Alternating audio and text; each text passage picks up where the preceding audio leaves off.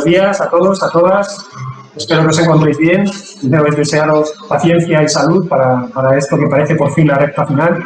Ojalá pues pronto podamos compartir este tipo de experiencias en directo, como yo deseo, porque este tipo de congresos en realidad son los últimos congresos que están llamados a que haya encuentro físico, personal, que podamos intercambiar y algo además que a todos podemos hacer mucho, que es enseñar. Nos dedicamos totalmente de cerámica, a un sitio, a otro, especialistas de diferentes sitios, puedan ayudar. Entonces, ojalá que pronto todo esto pase y podamos realizar este tipo de intercambios.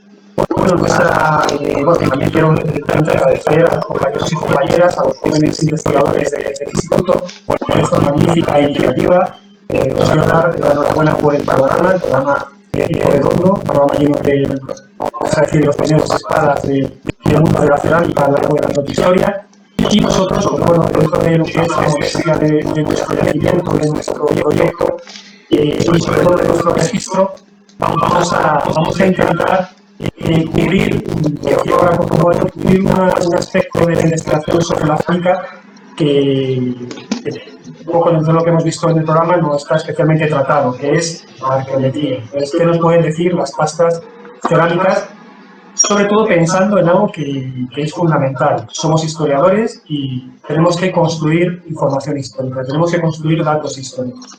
Entonces, la propuesta precisamente y la realidad de lo que vamos a tratar esta mañana aquí es ver cómo la arqueometría está ayudando a construir información histórica sobre el carácter que tuvo este yacimiento. Los que conocéis el sitio y los que habéis leído sobre el Cabezo Pequeño del Estaño, sabéis que es un yacimiento pequeño, es un yacimiento con muy escaso registro, todo cerámico, tenemos muy poco material.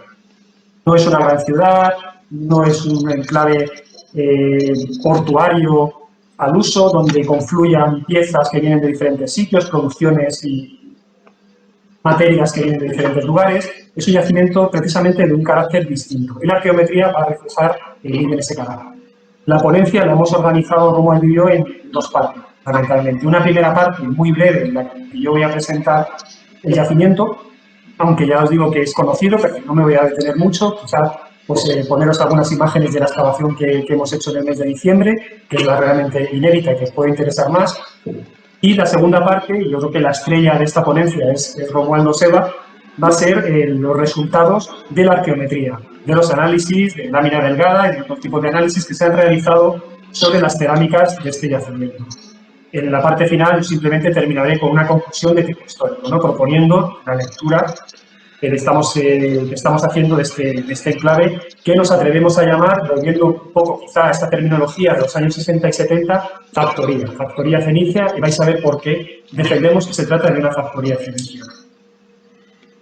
Bueno, a ver qué pasa, que no pasa la imagen. Ahora, bueno, simplemente algunas para contextualizar. Dado que es un programa, es un congreso amplio sobre toda la propia historia, estamos dentro de lo que sería ese Mediterráneo fenicio, ese Mediterráneo abierto, ese Mediterráneo ligado al mundo del comercio.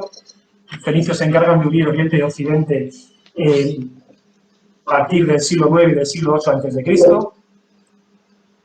El yacimiento se encuentra en la zona sureste, clara relación con sería la costa sirio-palestina.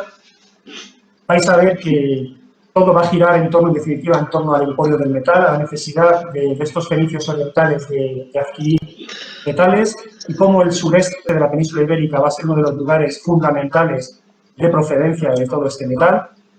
Análisis recientes realizados en diferentes yacimientos de Palestina, del sur del Líbano, del norte de Israel, están dando muchísima información, están ofreciendo muchísima información sobre la procedencia de los metales, sobre todo del plomo y de la plata. Y es muy interesante porque, junto con Cerdeña, junto con el mundo sardo, el siguiente lugar de mayor procedencia desde el punto de vista estadístico de los metales es el sureste, no solamente la península ibérica, sino la zona sureste de la península ibérica.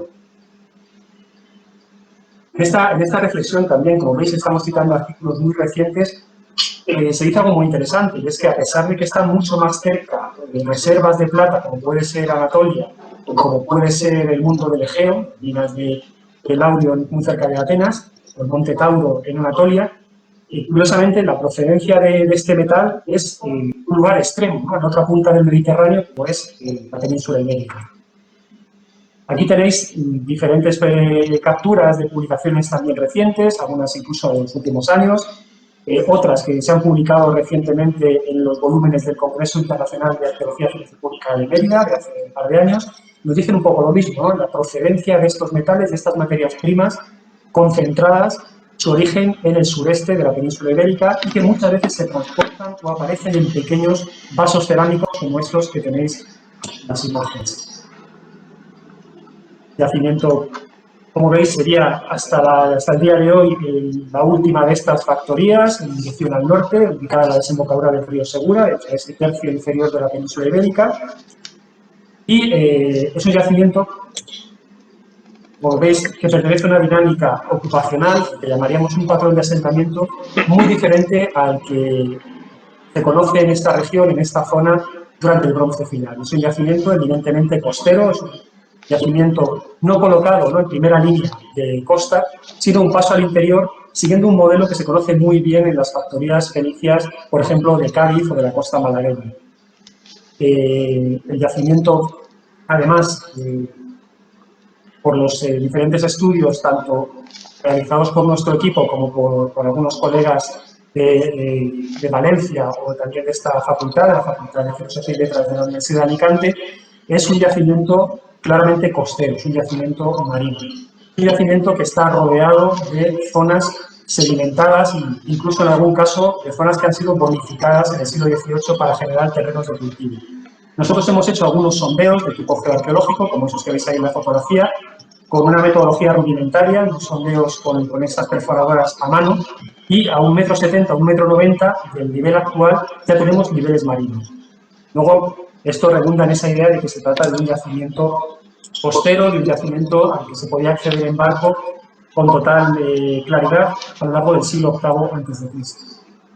De hecho, la toponimia de la zona, espero que veáis el cursor, aquí veis el Alto de la Arena, que es una duna fósil, el Ginebral, con el propio topónimo del Sestans, las lagunas o el Marjal, la zona inundable, viene a redundar en esa idea, ¿no? Desde aquí lo que tenemos es una enorme zona inundable que, de hecho, con los episodios de lluvias torrenciales o gotas frías, como la del 87 que veis aquí, o la reciente de hace apenas año y medio, de 2019, todo el terreno del entorno de este yacimiento se convierte de nuevo en una gran...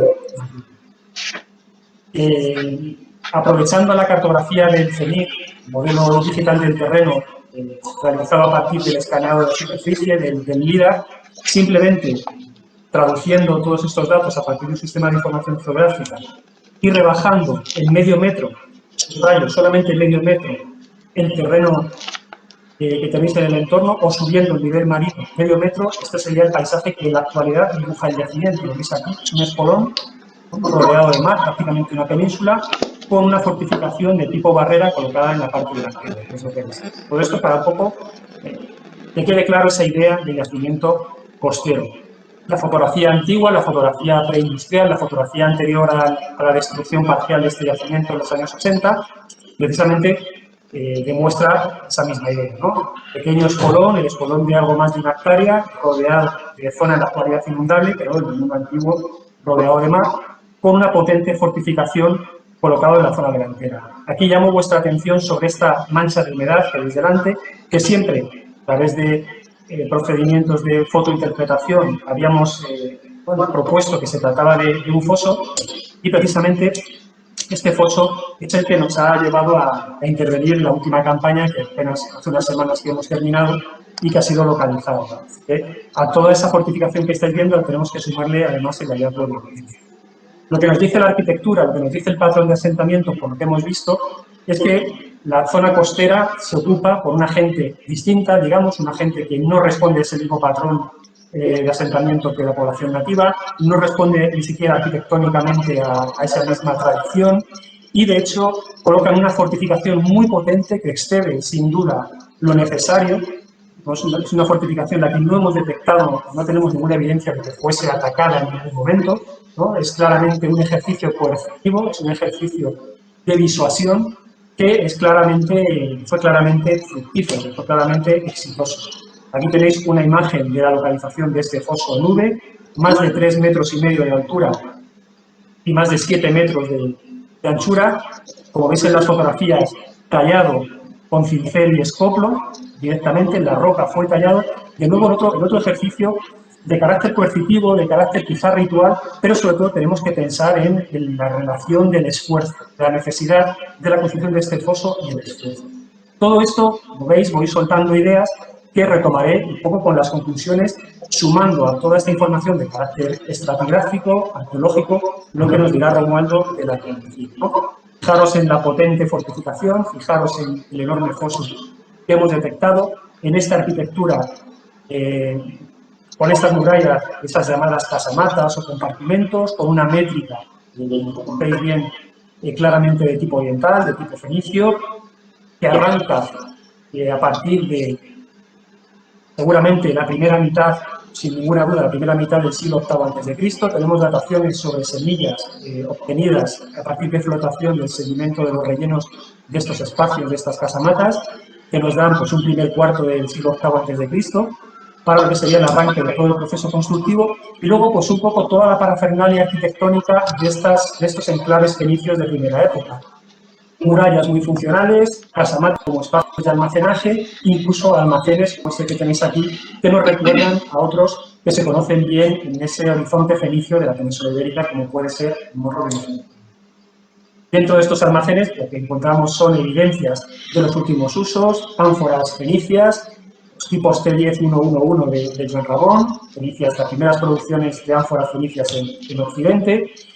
Tenemos evidencias de un seísmo, de un movimiento sísmico que destruye esta primera fase y que genera, tenemos la suerte de que nos ha generado esas cápsulas del tiempo, ¿no? Esos contextos cerrados, con episodios de incendio muy puntuales, que son los que han propiciado pues, esas muestras de semilla, de cereal, que han sido fechadas para acompañar lo que nos dicen los materiales cerámicos, fundamentalmente. Evidencias de la caída de la muralla, evidencias de la caída de las jambas de las puertas, evidencias de la colmatación de estos espacios, de estos cuartos, casamatas o compartimentos. Y un segundo momento en la vida del poblado, una vez que la muralla se derrumba y solamente se conservan algunos sectores, dedicado en exclusividad a la producción metalúrgica. Y tenéis el taller de metalurgia que también excavamos hace unos años, un poco esa idea de una gran estructura de planta circular con un zócalo de más de 1 metro de anchura, donde tenemos recogida todo lo que sería todos los trabajos vinculados con la metalurgia de la plata, con la cooperación de la plata. Los restos de esta estructura funcional, de este taller metalúrgico, donde tenemos un pequeño hornito de fundición, donde tenemos los machacadores, el mortero de piedra con restos, evidencias de plomo en la parte inferior, tenemos un machacador de cuarcita y tenemos incluso un pequeño pocito excavado sobre el terreno con algunas gotas de plomo fundido. Como veis, podemos recuperar todo el proceso metalúrgico. En uno de los basureros que hemos conseguido excavar, pues restos de crisol, restos de galena argentífera, restos también de plomo argentífero, que ahora también Romualdo hará un comentario al respecto.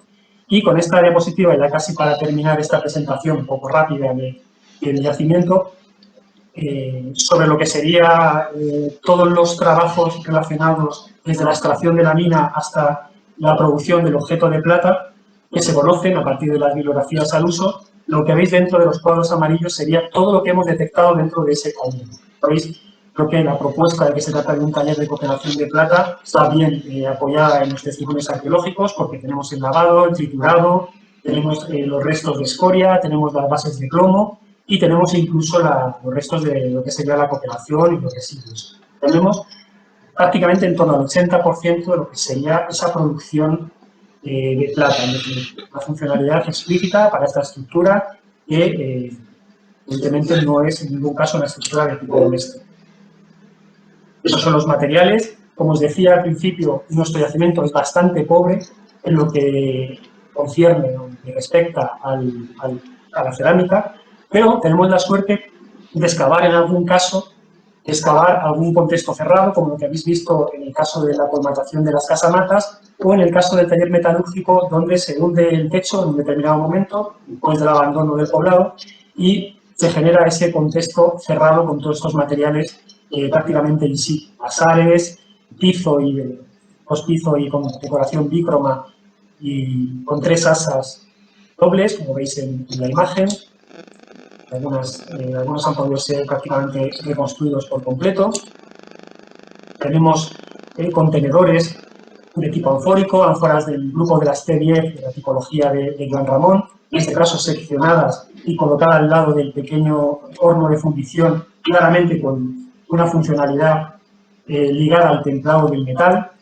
Y a partir de aquí, como veis, un poco rápido, el yacimiento yo creo que es bien conocido, prácticamente todos los que nos estáis escuchando lo conocéis. Ahora simplemente darle una base, un apoyo a lo que ahora Romualdo va a presentar. Yo volveré en la parte final, simplemente para hacer una propuesta, una lectura histórica que podemos pues, ¿no? Debatir. Y al final nos cambiamos para que los escuchéis bien y podamos conversar.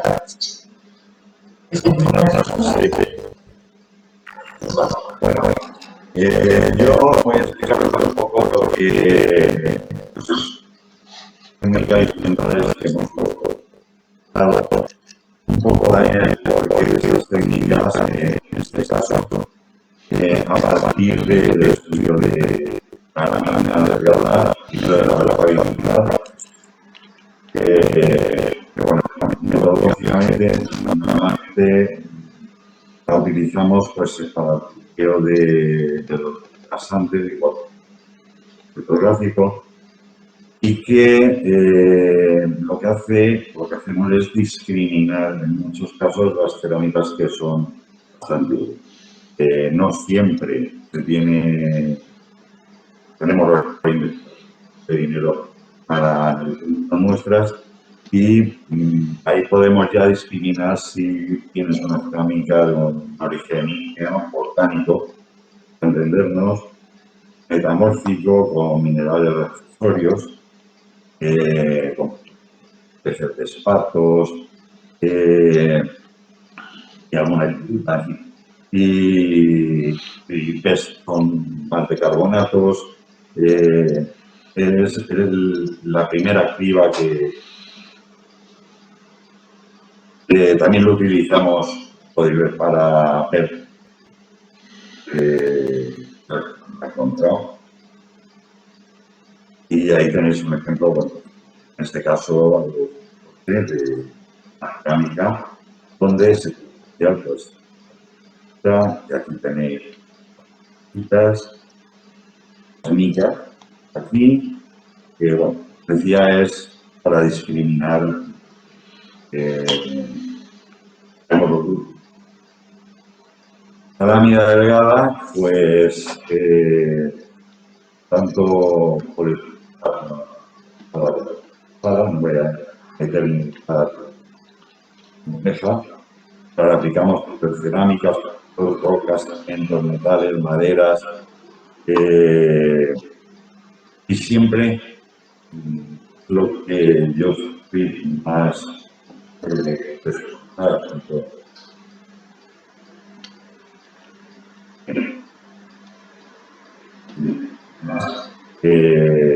toda esta información para darle una correlación y un sentido.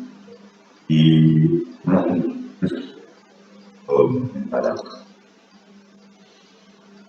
la lámina delgada, esto es un poco la técnica, cerámica se corta, se tiene que dejar a 4 micras de espesor, normalmente se hace a mano, aunque han habido ahora, hay digamos aparatos que dicen que a 34 micras, siempre a mano. Y ahí, con esa luz, lo que podemos ver es distinguir los minerales que tenemos y relacionarlos con, no, aquí para que lo veáis, esto es una cuartada típica y veis la diferencia, bueno, esto es la lupa de la cuarcita y esto es en la lámina delgada de esa misma. Si os dais cuenta, esta muy compacta, eso es un Esta ya tiene entremezcladas así, ya, pues diferente, una de otras. Y esta que tiene, además de micas, una pilota, lo cual me haces caracterizarte de dónde puede venir esa. Y después, aquí, lo que hicimos es, y luego veremos, la microscopía electrónica y la sombra. Aquí os quiero explicar un poco el bombardeo de electrones que componen una imagen a una determinada energía y pues la verdad es que los, digamos, minerales que tienen el mayor peso atómico, digamos que son muchísimo más brillantes, se puede contrastar la brillantez por el peso. Nosotros aquí usamos un Hitachi y, como estaba diciendo, no hemos de utilizar esta técnica porque en la lámina delgada, como ya veremos, nos salieron fragmentos de vidrio. En principio, el vidrio volcánico, digamos que a través de la lámina delgada, a veces es complicado de diferenciar a lo mejor de una resina. Entonces, a través del microscopio electrónico, sobre este fragmento de mineral y lo que te lee, ya sabes si efectivamente es cristiana, vamos, el mineral a través de la formulación. Entonces, bueno, todas las cerámicas, yo, como comentaba Fernando, yo trabajaba en cerámicas del bronce final y con más de 2 años, que además me dio muestras pues, de ciertos de Sardinia, de Cartago, y que, bueno, cada uno tiene sus características y de Málaga, ¿no? Entonces, bueno, pues toda la experiencia de los saliendo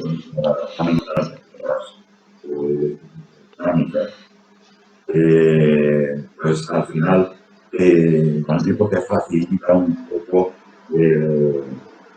el saber de dónde. Y por otro lado, bueno, está el tema de las cartas geológicas, que según sea el autor, cada una sea estratégica, puede estar más detallados. Aquí tenemos una es una cerámica de Saturno que nos encontramos aquí. Bueno, tenemos esta globigerina,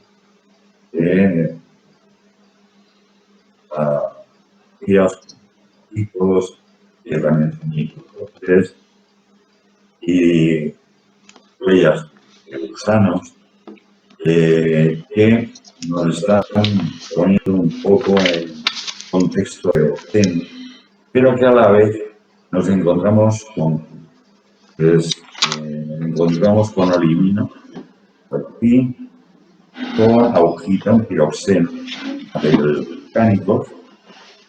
Por otro lado, aparte de los carbonatos que tenemos aquí, tenemos este cuarzo esquisto, un cuarzo, digamos, muy así con rompecabezas, cientos de cristales y de pilota. Y aquí tenemos lo que hace es que esta es la zona de características de las cerámicas que estudiamos ya, el anfibio.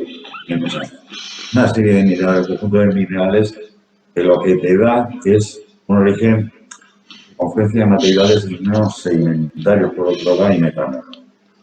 ¿Dónde se encuentra? En la zona. La zona de Málaga es una zona de contacto del Águile con el Altárride y con la propia serranía, área de Ronda, en fin. Es una zona donde estos minerales ya anteriormente habíamos visto. Pues aquí tenemos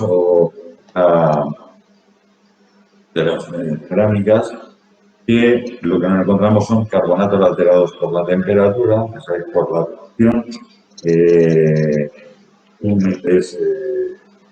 una proporción, carbonito.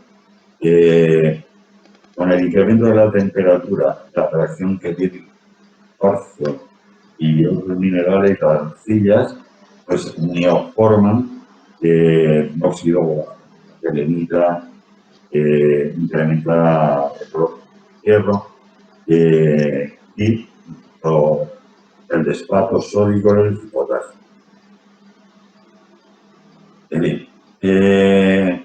Entonces aquí, ¿qué nos encontramos? Cuarzo metamórfico. El cuarzo metamórfico se caracteriza, les decía, las características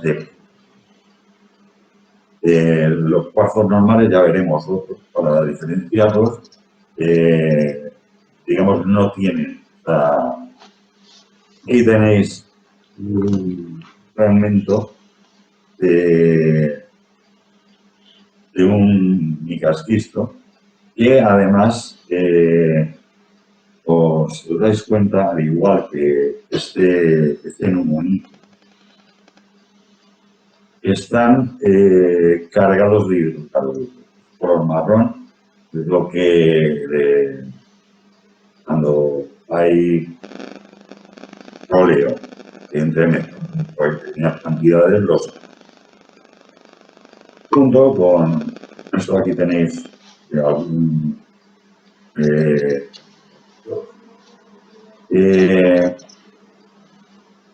y bueno, la cinta es una animica, la chamola que se presenta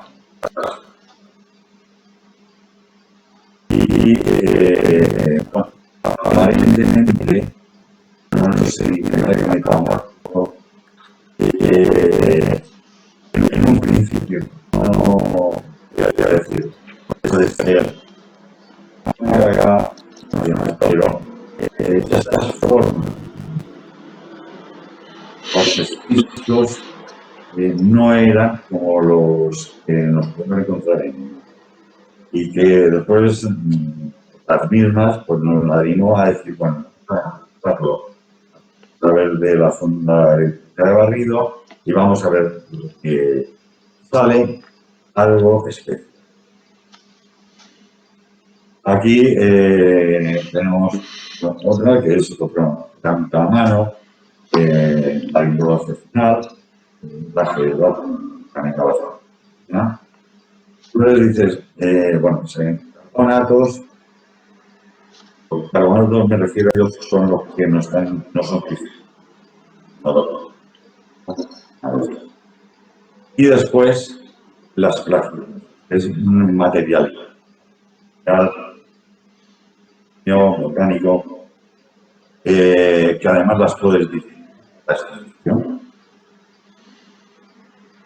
¿qué tipo? La rodantesina es una plagioclástica, pero sin embargo la labradorita sí que.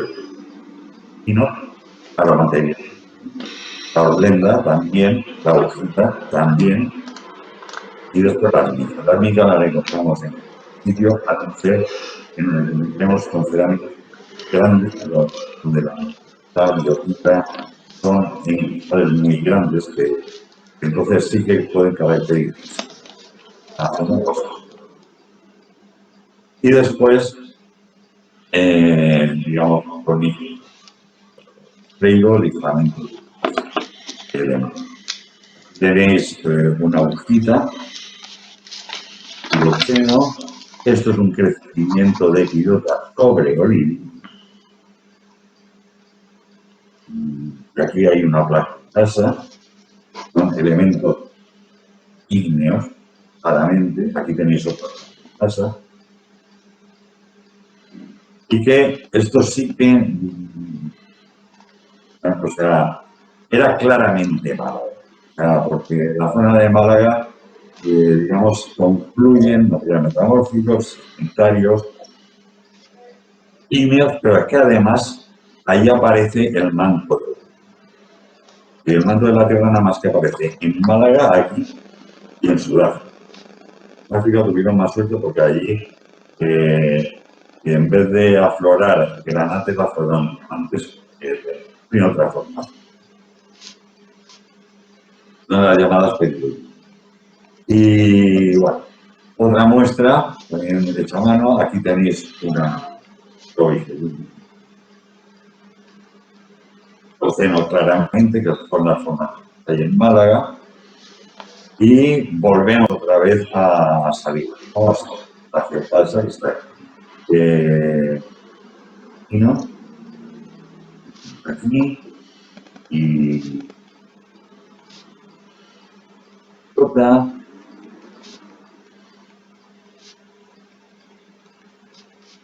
brazo, pero bueno, también tiene agujita, que es INE y poligerina. Bueno, sí que te data carbonato. Entonces, siempre lo que hay que ver es la combinación de los minerales, más suerte.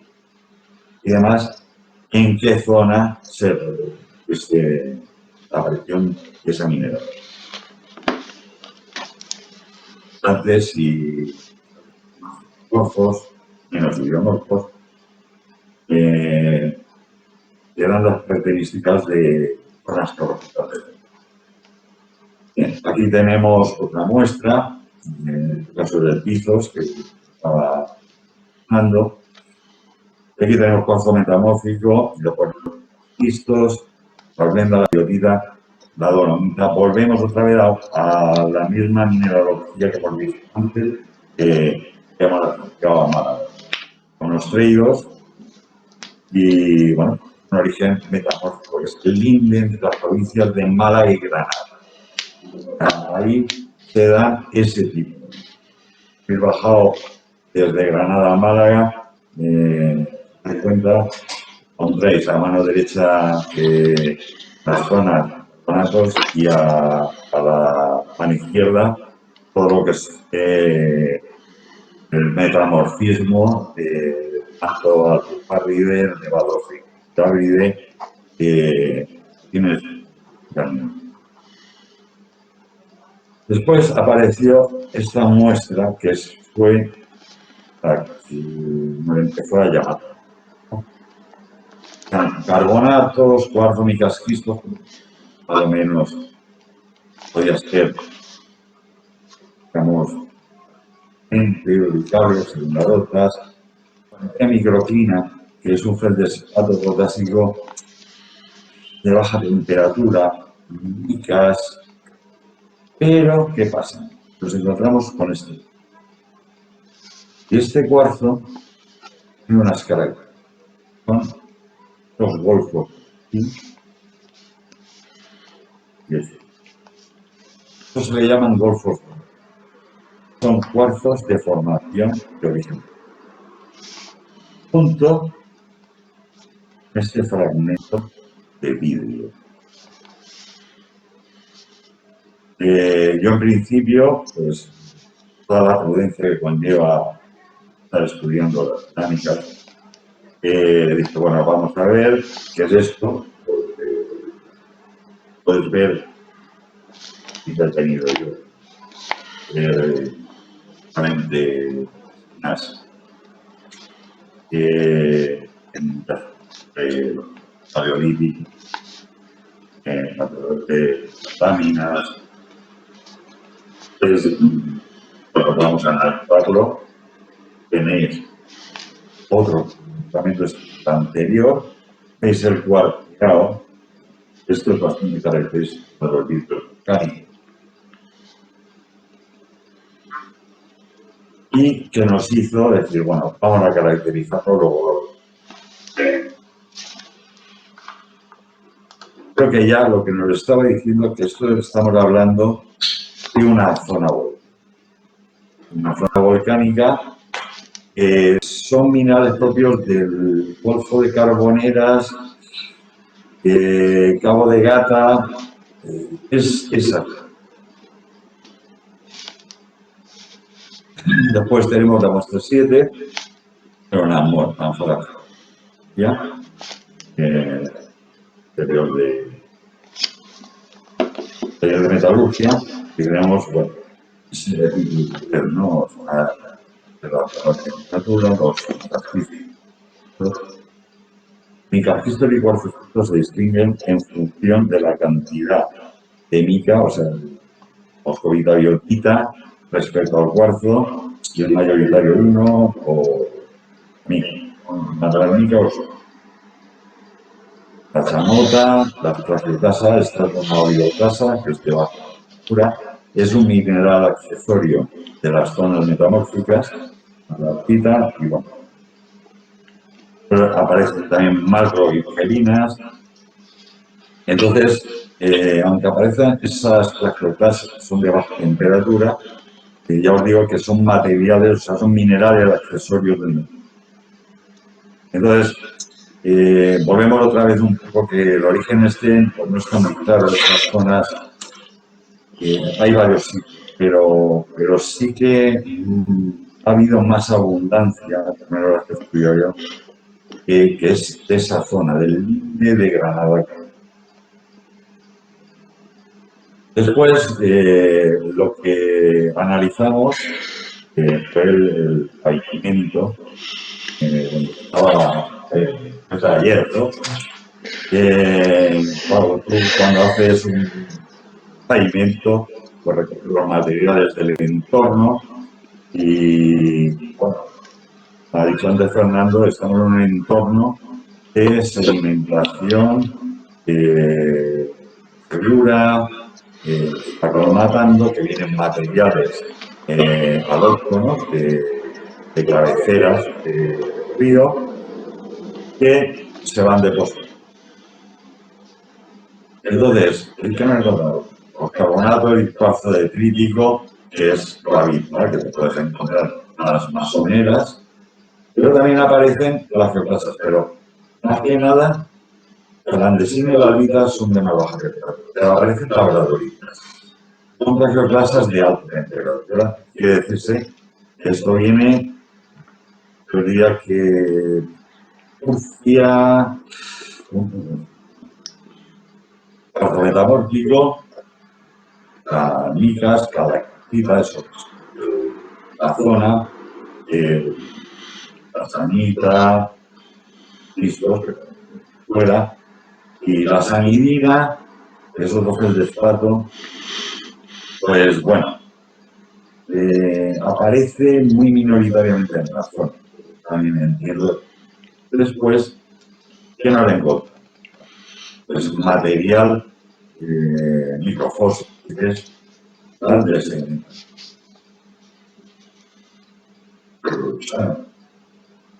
algunos con hidrocarburos que son de fuera, de aguas arriba, transformando por eso pavimento con materiales. Y tenéis pues las y aquí tenéis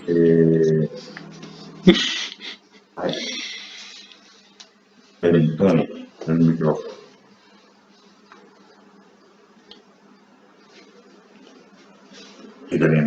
Aquí tenéis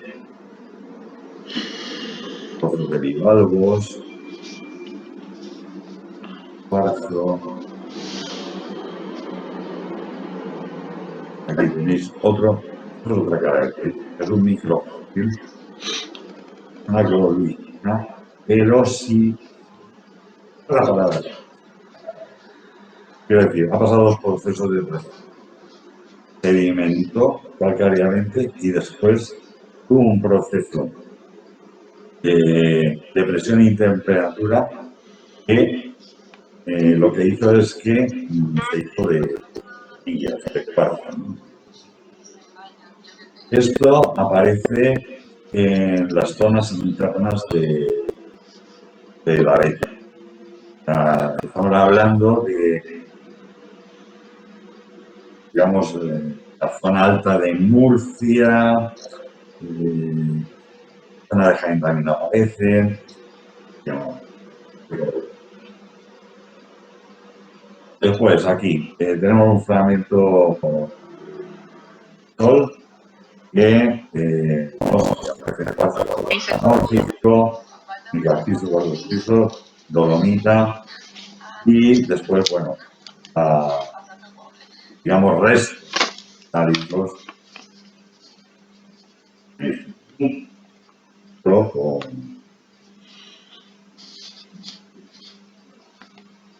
y aquí tenemos el tema de las adherencias de plomo, que bueno, está calcita, el cuarzo, y después las zonas más opacas, bueno, pero que, bueno, como ya decía, esto por la cara de los. No sé si Ana, però és que no puc pagar ni res perquè mai... Esto es un breve resumen para que os veáis un poco. I no sé si Ana al Bueno, supermercat... canicas de espanyol. cerámico, honda, blanco. ¿No?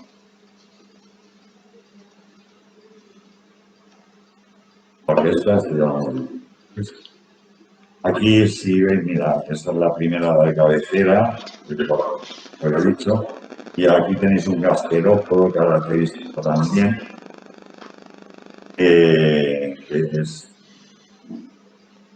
propio del Eoceno, que significa el origen, realmente. ¿No? Es curioso que todas las cerámicas que están apareciendo aquí son todas importaciones.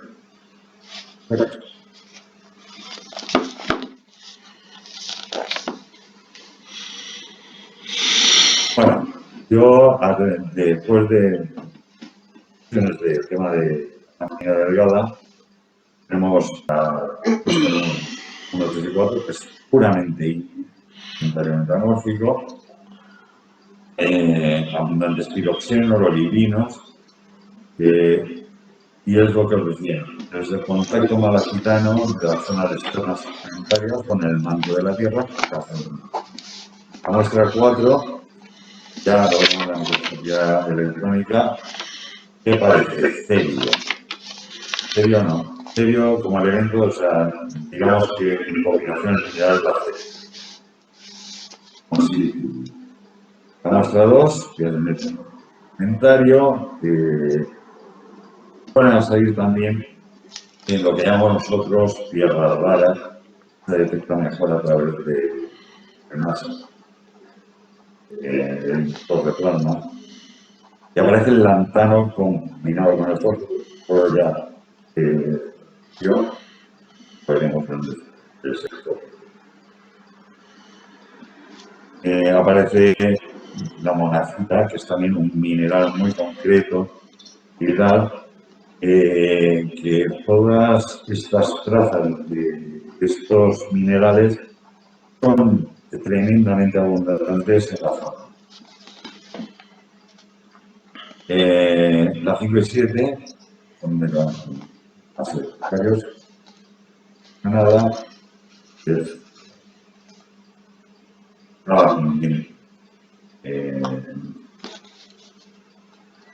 toda situada por el tema de la obsidiana en la de Carboneras. Y pasamos al seno. Yo os voy a poner un ejemplo. Pero lo que vemos aquí en algunas de las cerámicas son fragmentos de escoria, de hierro, que aparecen en la bastante frecuente, aunque lo llamativo que algunos de estos elementos de hierro han llegado casi, no voy a decir a fundir, pero sí a alcanzar una temperatura para que haya modificado su estructura y después vuelto a sólido. Ten en cuenta que tiene el hierro en fruta, eso lo estamos trabajando a canaleta con manera. Lo que estuvimos viendo es que no tiene por qué alcanzar el punto de fusión del hierro total, sino que, digamos, se reblandece mucho, por llamarlo de alguna manera, a temperatura alta. Después, bueno, el fragmento de hierro en concreto, lo que nos da. Después, esto es bastante cerámica, aparece decir que son circónicas, que son más pequeñas que de grasa. Pero esto es abundante acompañado en las áreas, después aquí, pues, los trazos de rubidio, también nos cuentan muestras de cerámicas con más hierro, de zonas, digamos, metamórficas, y es un calor profículo bastante interesante para la relación. Bueno, el hierro y después del sedimento. ¿Qué nos encuentra? El bacterio, está los lantánidos, plata y bueno, el fosfato de calcio, que eso viene de los huesos. Pero esto es lo característico de los restos de fundición de minerales, donde están asociadas a lantánidos y algas. Y es esto es el hierro. Aquí tenéis fragmentos bueno, pero esto sabéis que marca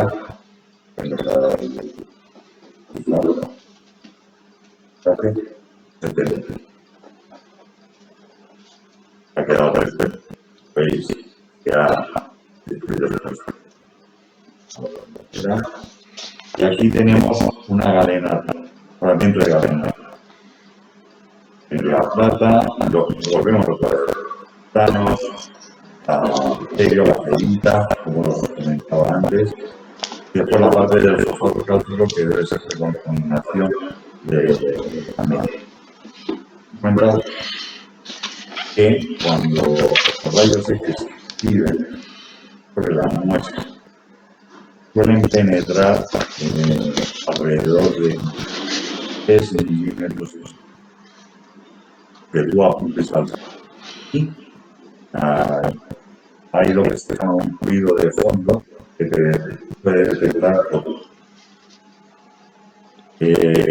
Bueno, fragmentos de este sistema de rayos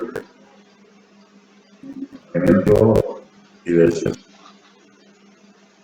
Un rayo que debe decir en un ángulo determinado, es coincidente. Hicieron el hacha esta vez, Claro. perdón.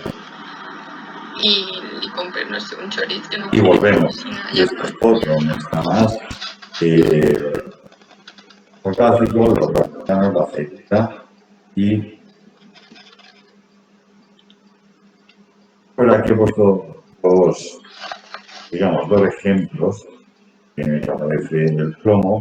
Esto es un cafópodo y para que os deis cuenta que esto de aquí no sale, pero una está hecha en Barcelona, desde el análisis. Para que os hagáis una idea, para que os plomo, que aquí tenéis un montón de esto. La cadena pública, ya el detalle aquí no le mola más, va Argentina.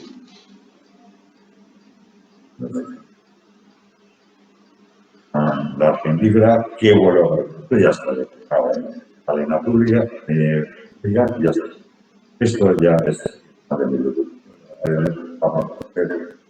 Roma, Tanidor, La Plata y esta me llamó la atención porque se hizo esto, digamos, una lectura general en el propósito de las lagunares, pero lo que me llamó la atención es la aparición. Manganeso normalmente no, se asocia a arcillas de origen bentónico. Las floraciones bentónicas aquí de las arcillas realmente no hay, eso está más relacionado con las zonas de concepto o sea, con la interna de externo, ¿no? Bueno, que pues pavimento pues es del arrastre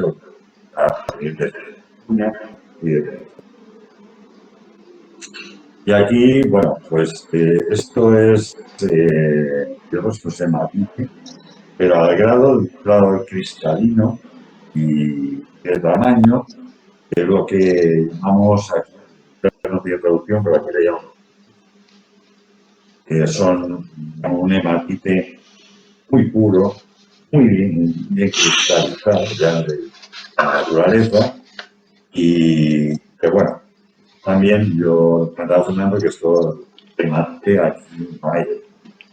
Yo esto lo he visto muy abundantemente en Cantabria o en Taipán. Aquí es un hidroxiapado cálcico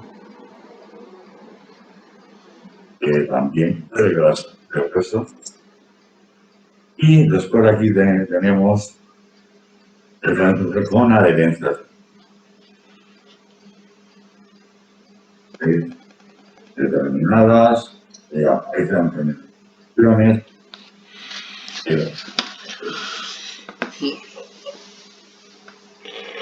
Y después volvemos otra vez a las cerámicas de Cabrón. ¿En qué se caracteriza? En el exterior, los lantanos. Y después aquí tenemos adherencias de plomo cerámica. A ver el detalle, la matriz, estos son castillos que quedan a la vez. Los resultados. La muestra 1, el titanio aparece final de titanio. La titanita es un material neometano. Estamos hablando de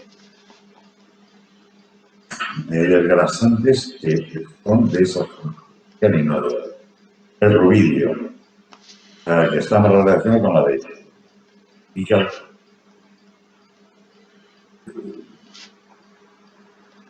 ahora hablando de los de Granada y del pavimento, pues hemos hablado, ¿no? Que hay un explote de todo y que las cuestiones del propio Río Segura ha hecho Fernando, ha hablado de la medio metro, ¿no? Pero que todavía el nivel del mar, mira la profundidad, pues la cantidad de materiales de arrastre en ríos más profundos, no se debería la ciencia, ya de evidentemente es receta, pues ya de materiales. La muestra 3, que es roca, que son plomo que tiene, a 4 que también le toca, pues plata, a salir el titanio, ¿ya?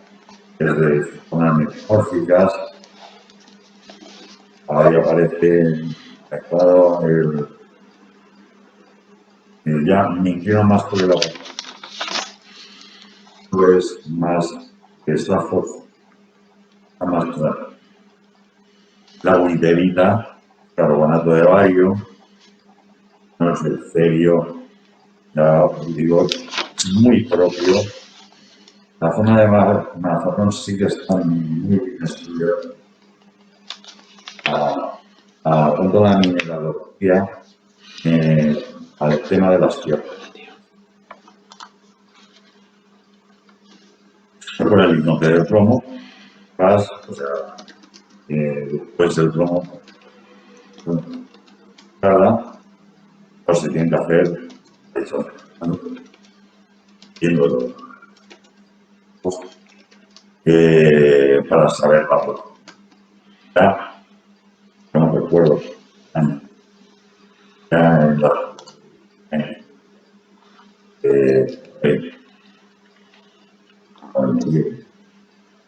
me llamó la atención. Y para eso entregué el vídeo.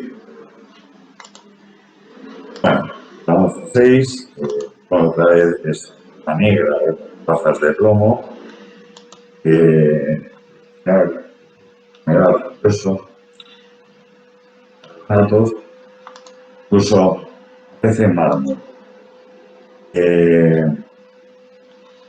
El tema del mármol es complicado, porque no estamos hablando del mármol que vamos a pensar de Pinot.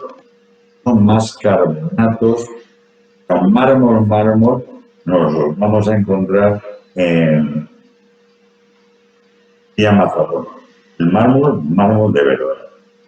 Aquí voy a decir, son, digamos, carbonatos metamorfizados, pero no llegan a esa concepción. Estoy hablando desde el punto de vista mineralógico. Después la muestra 7, pero el registro, ¿no? El levante municipio, ¿no?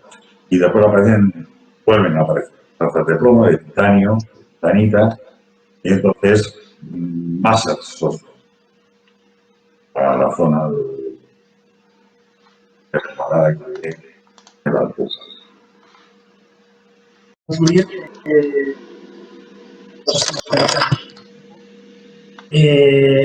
Simplemente es subrayar ahora de lo que sería la lectura histórica que podemos hacer de después. Veis lo que ven en este mapa, que es con el que empezábamos la comunicación.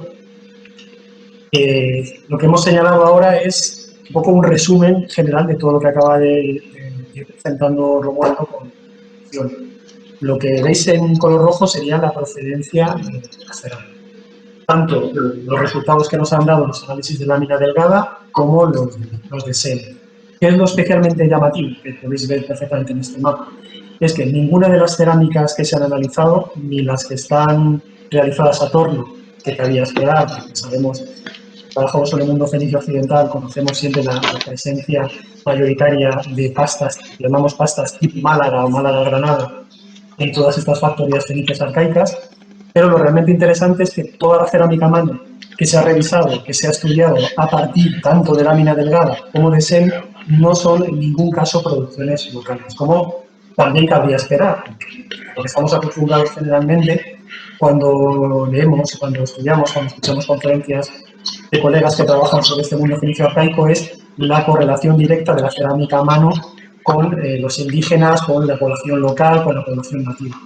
Y aquí es donde yo quiero poner el acento, ¿no? Lo importante de todo este análisis que se ha hecho para subrayar o para hacer una pregunta que es la base de cualquier investigación, ¿por qué toda esta cerámica a mano viene de fuera? Evidentemente, esas formas que habéis visto no son objetos de comercio. Es impensable que esas piezas toscas, esas piezas con formas que solemos vincular siempre con el bronce final, que necesariamente pueden ser incluso posteriores, Todas estas formas, en el caso de nuestro yacimiento, no han sido fabricadas con pasta del Bajo Segura. Habéis visto, la clave es que son pastas metamórficas que se conocen muy bien. Y curiosamente, de todos los fragmentos que se analizaron en el laboratorio de arqueometría, el único fragmento que nosotros incluimos y que ha dado resultado tanto lámina delgada como ese barro de tipo sedimentario propio de la desembocadura de un río Segura en este caso, es un fragmento de pavimento. Un fragmento no de cerámica, sino es un fragmento de material de construcción. Y esto es muy llamativo. Todo el material viene de fuera, salvo un fragmento, un trozo que analizamos, que de hecho lo analizamos, se hizo lámina delgada, pero lo que queríamos saber era que, como se ha visto, también ha presentado Romualdo, si tenía trazas de plomo, si tenía trazas de lo que había sido esa transformación metalúrgica que se había realizado en el taller. Pues que sí, pero lo interesante es que era el único de todos los barros que nos daba una localización precisa. Por lo tanto, en este mapa lo que veis es la procedencia de la cerámica, tanto a torno como a mano. Ya veis que no hay piezas que vengan del entorno del yacimiento.